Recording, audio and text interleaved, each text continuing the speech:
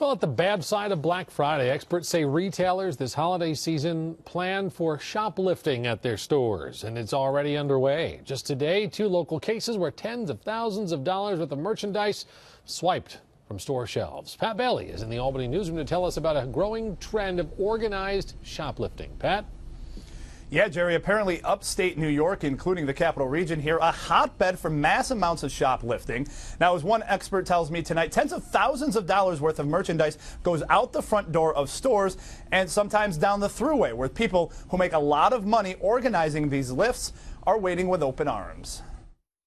They watch them load up the cart and push it out the store, and that's when they called the police. In East Greenbush, police say these 3 women stole all these electronics from Walmart, totaling almost $5 grand. Oh, no, they did not pay for it. They made no attempt to pay for it. In Massachusetts, the Lee Police Department says about $500,000 worth of merchandise was taken out of the Michael Kors outlet after being broken into. Retail experts say these are not isolated incidents. It's a very well organized, efficient business. Ted Patrikas of the Retail Council of New York says shoplifting rings are among the most prevalent of crimes. How large is the business?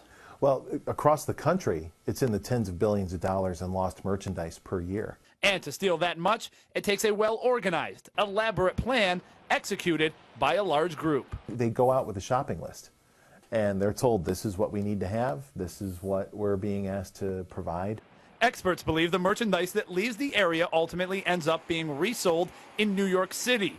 In the case of the East Greenbush Walmart theft, these women were all from the Bronx. I think the view is that law enforcement up here is stretched a little bit more thin, that they aren't going to have the time to really monitor the stores, and that the stores might not have the ability to catch them or watch what they're doing in a way that in a more concentrated place like New York City.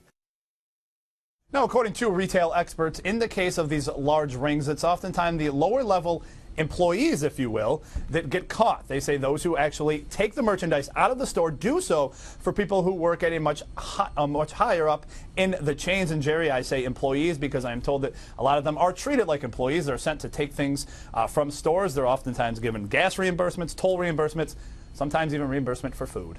And you know, Pat, obviously a lot of people are quick to say what it costs the rest of us, the other consumers who are going to pay higher prices. But then there's the sales tax the state loses out on when merchandise is stolen. Any idea what that amounts to? Well, in the billions. Now, the National Learning and Resource Center put out figures showing that each year about $13 billion worth of merchandise is stolen. Now, they estimate that's about $35 million a day worth of merchandise. Now, I did a little bit of math, even though I was told there would be no math. Now, if you estimate the sales tax at about 8% per state, that would equate to over $1 billion a year locally to local governments that's coming out of their pockets, out of their revenue from sales tax. All right, thanks for the report. And Pat, there is always math, as I've learned. Thank you. That's right.